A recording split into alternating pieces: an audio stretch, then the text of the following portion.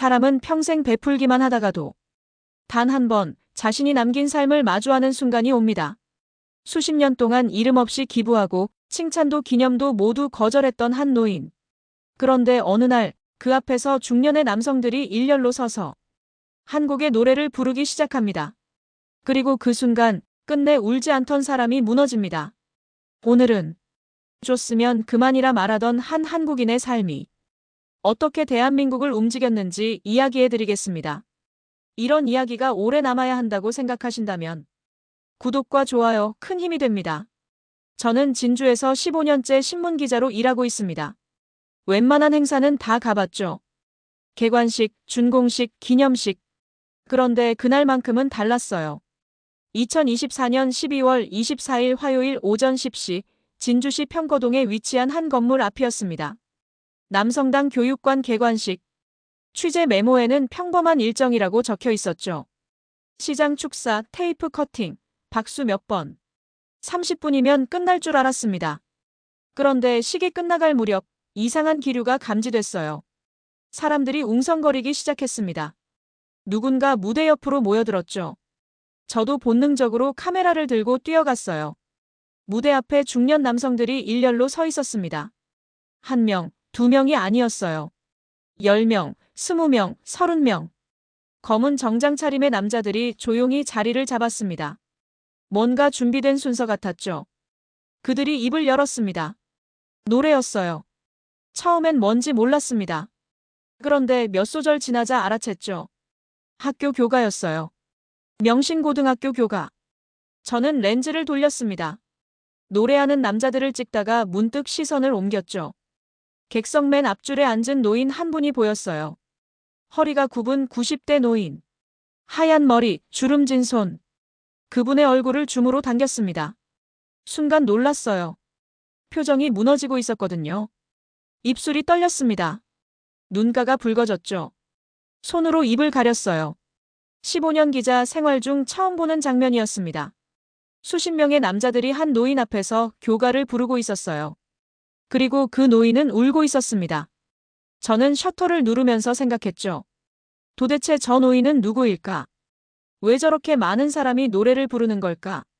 그리고 평생 울지 않았을 것 같은 저 사람이 왜 지금 우는 걸까? 행사가 끝나고 저는 곧바로 취재에 들어갔습니다. 주변 사람들에게 물어봤죠. 그분이 누구냐고. 다들 같은 대답을 했어요. 김장하 선생님이라고요. 그날 저녁 저는 사무실로 돌아와 자료를 뒤지기 시작했습니다. 김장하. 이름 석자만으로는 아무것도 나오지 않았어요. 그런데 남성당 한약방이라는 키워드를 넣자 기사가 쏟아졌죠. 1972년부터 50년간 운영된 한약방. 2022년 문을 닫은 곳. 진주시가 매입해서 교육관으로 만든 건물. 그리고 그 주인이 바로 김장하 선생이었습니다. 저는 더 파고들었어요. 명신고등학교. 1984년 설립. 설립자 김장하. 1991년 국가 헌납. 장학금 수혜자 1000명 이상. 숫자들이 눈에 들어왔습니다. 하지만 숫자 뒤에 있는 이야기는 보이지 않았죠. 그래서 저는 결심했어요. 이 사람의 이야기를 제대로 알아봐야겠다고요. 다음 날 아침 저는 전화를 걸었습니다. 김장하 선생님을 만날 수 있냐고 물었죠. 담당 공무원이 대답했어요. 어려울 거라고요. 그분은 인터뷰를 안 하신대요. 평생 그러셨답니다. 저는 포기하지 않았습니다. 대신 그분을 아는 사람들을 찾아다녔죠. 제자들, 동료들, 이웃 주민들. 그렇게 일주일을 취재했습니다. 그리고 알게 됐어요. 왜 그날 그분이 울었는지를요. 김장하 선생을 아는 사람들은 모두 같은 말을 했습니다. 그분은 절대 우는 사람이 아니라고요. 명신고 1회 졸업생 박철수 씨를 만났습니다. 지금은 60대가 된 그는 30년 전 학창시절을 떠올렸죠. 선생님은 항상 똑같은 표정이셨어요. 웃지도 않고 화내지도 않으셨죠. 그냥 담담하셨습니다. 장학금을 받으러 갔을 때도 마찬가지였대요. 박철수 씨는 떨리는 마음으로 한약방에 찾아갔답니다. 그런데 김장하 선생은 돈봉투를 건네며 한마디만 했대요. 공부 열심히 해라. 그게 다였답니다. 고맙다는 인사를 하려고 하면 손사래를 치셨대요. 됐다고 그냥 가라고. 다른 제자들도 비슷한 증언을 했습니다. 어떤 사람은 이렇게 말했죠. 선생님 얼굴에서 눈물을 본 적이 없어요. 3년에 한 번 볼까 말까 했습니다. 한약방 단골 손님이었던 할머니는 더 재미있는 이야기를 해줬어요. 김장하 선생이 입버릇처럼 하던 말이 있었답니다. 줬으면 그만이지.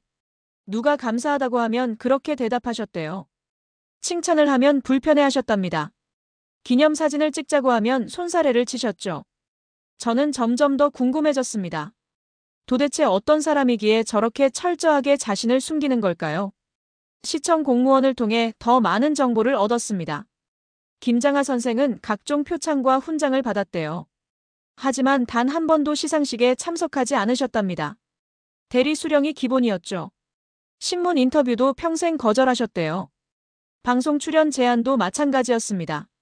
심지어 학교 이름도 자기 이름을 넣지 말라고 하셨답니다.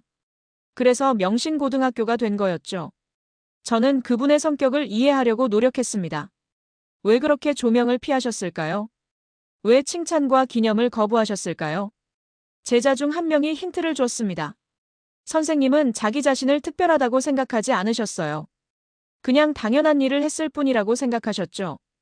그 말을 듣는 순간 알 것 같았습니다. 김장하 선생에게 베풀문 거래가 아니었던 거예요. 보답을 기대하는 투자가 아니었습니다. 그냥 해야 할 일이었던 거죠. 그래서 더 놀라웠습니다. 그런 사람이 개관식에서 눈물을 흘렸다는 게요.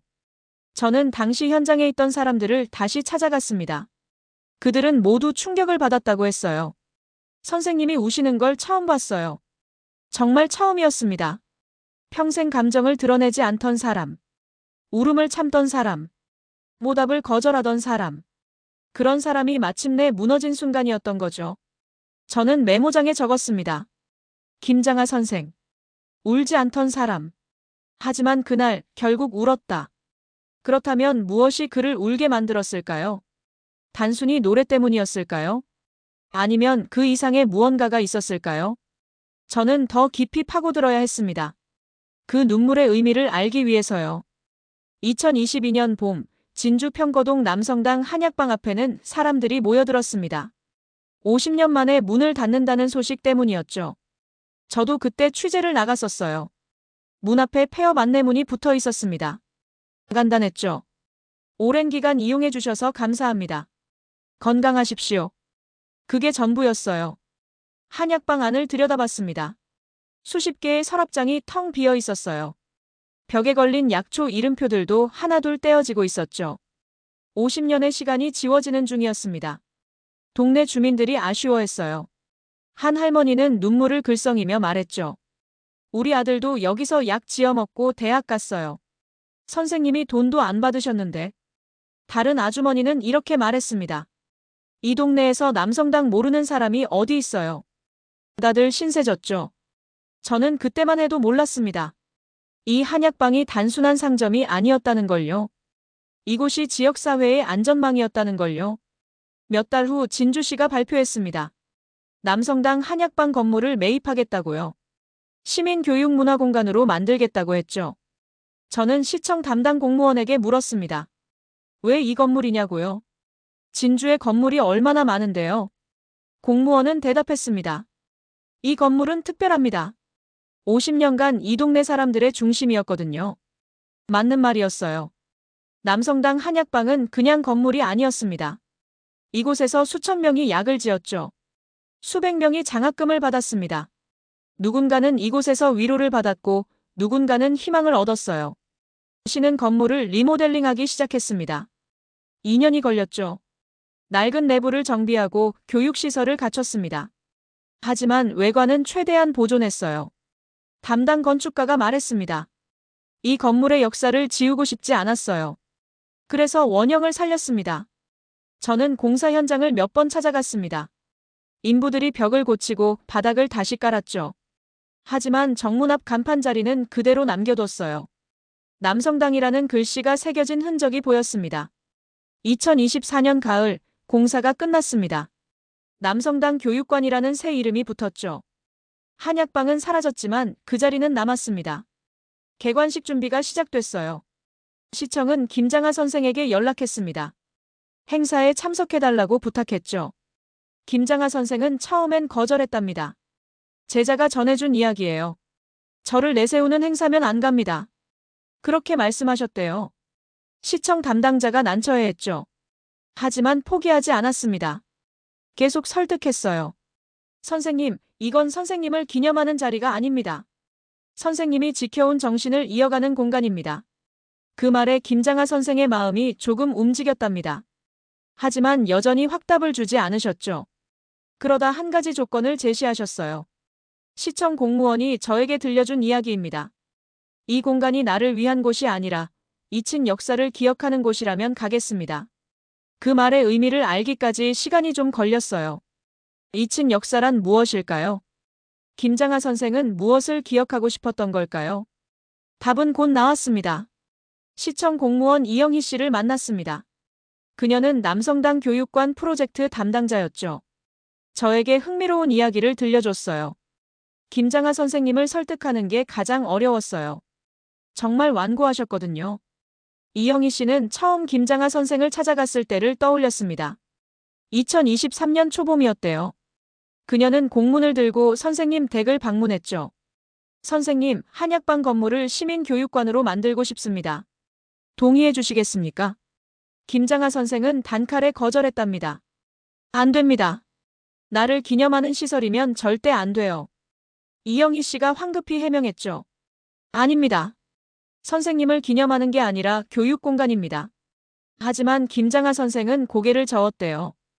어차피 사람들은 내 이름을 떠올릴 겁니다. 그런 건 원치 않아요. 이영희 씨는 난감했답니다. 건물주의 동의 없이는 진행할 수 없는 프로젝트였거든요. 그녀는 다시 찾아갔어요. 한 번, 두 번, 세 번. 매번 같은 대답이었습니다. 안 된다고. 나를 내세우는 건 싫다고요. 저는 이영희 씨에게 물었습니다. 그런데 어떻게 설득하셨어요? 이영희 씨가 씁쓸하게 웃었어요. 제가 설득한 게 아니에요. 선생님이 직접 조건을 내셨죠. 네 번째 방문이었답니다. 이영희 씨는 마지막이라 생각하고 찾아갔대요. 그런데 김장하 선생이 먼저 입을 열었답니다. 한 가지 물어봅시다. 이 교육관에서 무엇을 가르칠 건가요? 이영희 씨는 준비한 자료를 펼쳤죠. 시민 교양 강좌, 문화 프로그램, 청소년 교육. 김장하 선생이 고개를 저었답니다. 그런 건 다른 곳에서도 하잖아요. 여기서만 할 수 있는 게 뭡니까? 이영희 씨는 답을 못했대요. 순간 당황했거든요. 김장하 선생이 말을 이었습니다. 진주에는 잊힌 역사가 있습니다. 일제강점기 이곳에서 싸운 사람들이 있어요. 백정신분 해방운동을 했던 사람들. 소년운동을 했던 젊은이들. 그들의 이야기를 아는 사람이 얼마나 됩니까? 이영희 씨는 깜짝 놀랐답니다. 김장하 선생이 갑자기 역사 이야기를 꺼냈거든요. 선생님이 계속 말했어요. 그 사람들은 이름도 없이 사라졌습니다. 기념비도 없고 기록도 별로 없어요. 하지만 그들이 있었기에 우리가 지금 이렇게 살고 있는 겁니다. 이영희 씨는 숨을 죽이고 들었답니다. 만약 이 교육관에서 그런 역사를 가르친다면 동의하겠습니다. 나 말고 잊힌 사람들을 기억해준다면 허락하겠어요. 그 순간 이영희 씨는 이해했답니다. 김장하 선생이 왜 그토록 거절했는지를요. 저도 이해할 수 있었어요. 선생님은 자기 자신이 조명받는 걸 원치 않으셨던 겁니다. 대신 역사 속에서 잊힌 사람들을 기억하고 싶으셨던 거죠. 시청은 즉시 프로그램을 재편성했습니다. 진주 지역 독립운동사, 형평운동, 소년운동, 교육과정에 모두 포함시켰어요. 김장하 선생은 그제야 고개를 끄덕였답니다. 그럼 가겠습니다. 개관식에 참석하겠어요. 이영희 씨는 안도했죠. 하지만 한 가지 더 부탁했답니다. 선생님, 축사를 부탁드려도 될까요? 김장하 선생이 손사래를 쳤어요. 그건 안 됩니다. 그냥 조용히 앉아 있을게요. 결국 축사는 없었습니다. 선생님은 끝까지 자신을 드러내지 않으셨죠. 하지만 그날 예상치 못한 일이 벌어졌습니다. 제자들이 준비한 깜짝 선물이 있었거든요. 그건 바로 다음 이야기입니다. 개관식 당일 오전, 저는 일찍 현장에 도착했습니다. 카메라를 세팅하고 녹음기를 확인했죠. 평범한 행사라고 생각했어요. 행사가 시작됐습니다. 시장 축사, 내빈 소개, 테이프 커팅. 모든 게 계획대로 진행됐죠. 김장하 선생은 맨 앞줄에 조용히 앉아 계셨어요. 오전 11시 30분, 공식 행사가 끝났습니다. 사람들이 일어나 박수를 쳤죠. 저도 카메라를 끄려는 순간이었어요. 갑자기 사회자가 마이크를 잡았습니다. 잠시만요. 특별한 순서가 하나 더 있습니다. 저는 다시 카메라를 켰어요. 뭔가 예정에 없던 프로그램 같았거든요. 사회자가 말을 이었습니다. 김장하 선생님께 감사의 마음을 전하고 싶은 분들이 계십니다. 앞으로 나와주시겠습니까? 그때 객석 곳곳에서 사람들이 일어났습니다. 1명, 2명이 아니었어요. 10명, 20명, 30명. 중년 남성들이 무대 앞으로 걸어 나왔죠. 저는 렌즈를 돌렸습니다. 그들의 얼굴을 하나하나 담았어요. 50대, 60대로 보이는 남자들. 정장을 깔끔하게 차려입은 사람들이었죠. 무대 앞에 도착한 그들은 일렬로 섰습니다. 마치 합창단처럼요. 저는 궁금했어요. 도대체 무슨 순서일까? 맨 앞줄 한 사람이 입을 열었습니다. 선생님, 저희는 명신고등학교 졸업생들입니다. 오늘 이 자리에 모인 이유가 있습니다. 김장하 선생이 고개를 들었어요. 표정이 조금 놀란 것 같았습니다. 그 사람이 계속 말했죠. 선생님께서 저희에게 주신 것을 감사하고 싶습니다. 그래서 준비했습니다. 그리고 손을 들었어요. 지휘자처럼요. 노래가 시작됐습니다. 저는 처음엔 무슨 노래인지 몰랐어요. 그런데 멜로디가 귀에 익었습니다. 학교 교가였죠. 명신고등학교 교가. 푸른 하늘 아래 우뚝 선 명신. 배움에 터전 빛나는 우리 학교. 목소리가 겹쳐졌습니다. 30명이 넘는 남자들이 한 목소리로 불렀어요. 누군가는 떨렸고 누군가는 목이 메었습니다. 저는 카메라를 김장하 선생에게 돌렸습니다. 그분의 반응을 담고 싶었거든요. 선생님은 가만히 앉아 계셨어요. 하지만 손이 떨리고 있었습니다. 무릎 위에 놓인 두 손이 미세하게 흔들렸죠. 노래는 계속됐습니다. 스승의 가르침 가슴에 새기며 정의와 사랑 실천하리라. 저는 놀랐어요. 이건 단순한 축하 공연이 아니었거든요. 제자들의 헌사였습니다. 30년 전 학생이었던 사람들이 90대 스승 앞에서 교가를 부르고 있었어요. 객석 사람들도 조용해졌습니다. 웅성거리던 소리가 멈췄죠. 저는 렌즈를 통해 보았어요. 김장하 선생의 입술이 떨리는걸요. 눈가가 붉어지는걸요. 손으로 입을 가리는걸요. 평생 울지 않던 사람.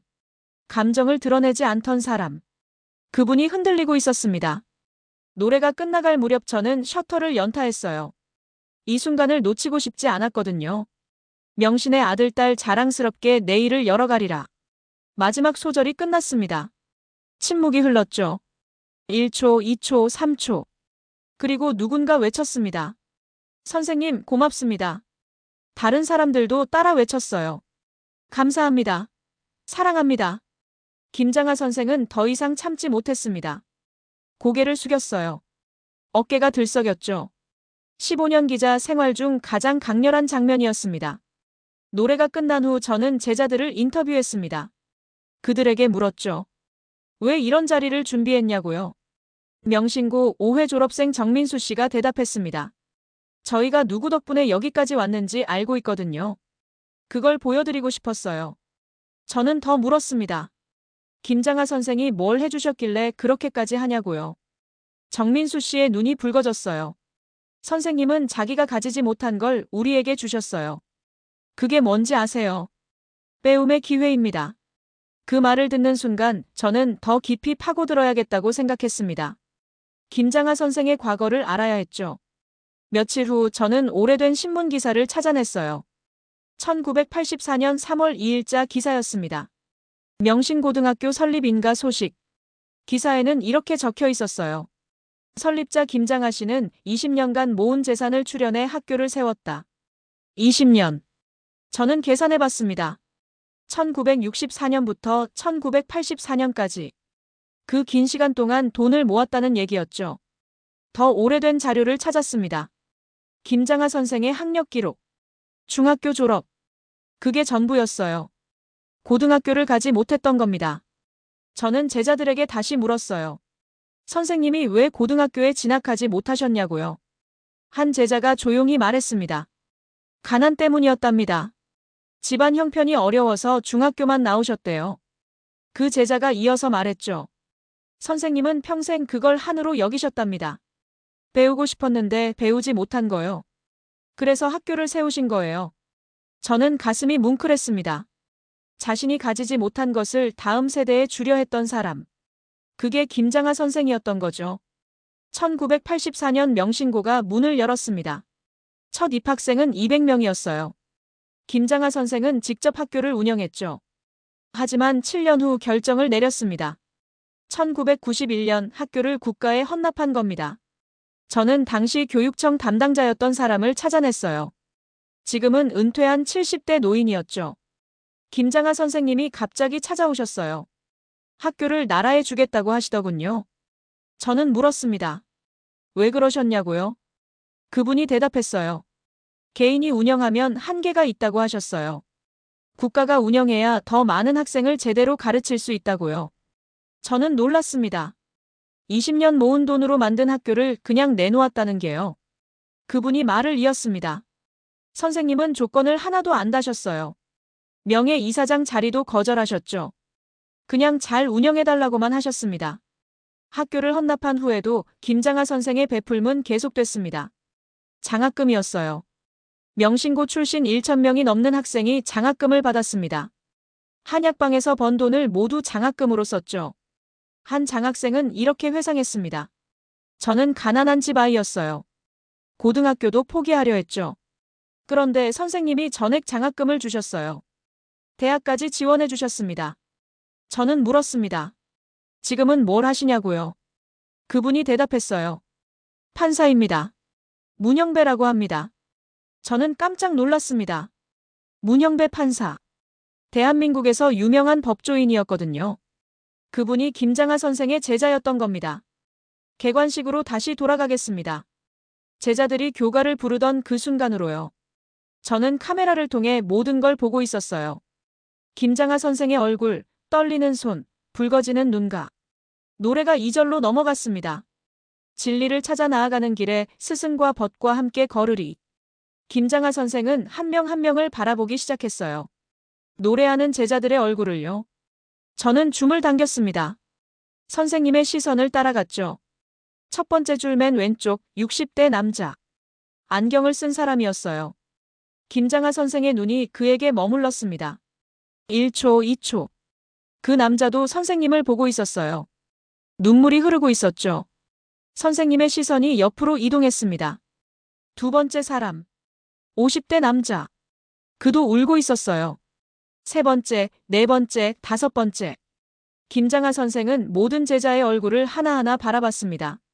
저는 숨을 죽이고 촬영했어요. 이 장면을 놓칠 수 없었거든요. 노래가 계속됐습니다. 슬기와 용기 길러주신 은혜 영원히 잊지 않으리. 김장하 선생의 손이 떨렸어요. 심하게 떨렸습니다. 입술을 깨물었죠. 눈물을 참으려 애쓰는 게 보였어요. 하지만 더 이상 참을 수 없었던 것 같습니다. 손으로 얼굴을 가렸어요. 어깨가 흔들렸죠. 90년을 살아온 노인이 울고 있었습니다. 제자들의 목소리가 더 커졌어요. 명신의 긍지 가슴에 안고 세계로 뻗어나가리라. 마지막 소절이었습니다. 30명이 넘는 남자들이 한 목소리로 불렀죠. 누군가는 떨렸고 누군가는 목이 메었어요. 노래가 끝났습니다. 침묵이 흘렀어요. 김장하 선생은 여전히 얼굴을 가리고 있었습니다. 제자들은 그 자리에 서 있었죠. 그리고 맨 앞줄 한 사람이 앞으로 걸어 나왔습니다. 무릎을 꿇었어요. 김장하 선생 앞에요. 선생님 고맙습니다. 그의 목소리가 떨렸습니다. 선생님 덕분에 저는 대학을 갔습니다. 직장을 얻었어요. 가정을 꾸렸습니다. 이 모든 게 선생님 덕분입니다. 다른 제자들도 하나둘 무릎을 꿇기 시작했어요. 1명, 2명, 10명, 20명. 30명이 넘는 사람들이 김장하 선생 앞에 무릎을 꿇었습니다. 선생님 감사합니다. 잘 살겠습니다. 행복하게 살겠습니다. 목소리가 겹쳐졌어요. 울음이 섞였죠. 김장하 선생은 고개를 들었습니다. 눈물 범벅이 된 얼굴이었어요. 떨리는 손으로 제자들을 바라봤습니다. 그리고 고개를 숙였어요. 깊이 깊이. 평생 보답을 거절하던 사람. 줬으면 그만이라고 말하던 사람. 그분이 처음으로 보답을 받았습니다. 제자들의 노래로. 제자들의 눈물로. 제자들의 감사로. 객석에 앉았던 사람들도 울기 시작했어요. 저도 카메라를 들고 있다가 눈물이 났습니다. 15년 기자 생활 중 처음이었어요. 취재하다 운 건요. 그날 제가 담은 사진은 70장이 넘었습니다. 하지만 가장 기억에 남는 건 딱 한 장이에요. 고개 숙인 김장하 선생과 무릎 꿇은 제자들. 그 사진은 지금도 제 책상 위에 있습니다. 행사가 끝난 후 저는 김장하 선생을 인터뷰하려 했습니다. 하지만 실패했죠. 선생님은 조용히 자리를 떠나셨어요. 대신 제자들과 이야기를 나눴습니다. 그들은 모두 한결같이 말했어요. 선생님 덕분에 지금의 자신이 있다고요. 명신고 출신 이철수 씨는 지금 의사입니다. 병원을 운영하고 있죠. 선생님이 장학금 안 주셨으면 저는 의대를 못 갔을 거예요. 지금도 매달 장학금을 내고 있습니다. 선생님처럼요. 또 다른 졸업생 박영희 씨는 교사가 됐습니다. 저도 선생님처럼 학생들을 가르치고 싶었어요. 그래서 교사가 됐습니다. 선생님이 저에게 주신 걸 다른 아이들에게 주고 싶어요. 저는 메모를 하면서 깨달았습니다. 김장하 선생의 베풀미 단순히 끝난 게 아니라는 걸요. 그 베풀미 제자들을 통해 계속 이어지고 있었던 겁니다. 며칠 후 저는 문영배 판사를 인터뷰했습니다. 판사님, 김장하 선생님을 기억하시나요? 문영배 판사의 눈이 촉촉해졌어요. 물론입니다. 저를 여기까지 오게 해주신 분이죠. 그분이 말을 이었습니다. 저는 가난한 농부의 아들이었어요. 고등학교 진학을 포기했죠. 그런데 선생님이 저를 찾아오셨어요. 공부하라고 장학금을 주시겠다고. 저는 물었습니다. 어떻게 아셨냐고요? 문영배 판사가 대답했어요. 선생님은 성적이 좋은 학생들을 일일이 찾아다니셨답니다. 집안 형편을 물어보시고 어려운 아이들에게 장학금을 주셨죠. 그분이 계속 말했습니다. 저는 선생님 덕분에 대학을 갔고 사법고시에 합격했어요. 판사가 됐습니다. 그리고 지금도 선생님 말씀을 기억하며 살고 있습니다. 어떤 말씀이냐고 물었죠. 문영배 판사가 대답했어요. 공부는 내가 잘 되라고 하는 게 아니다. 다른 사람을 도우라고 하는 거다.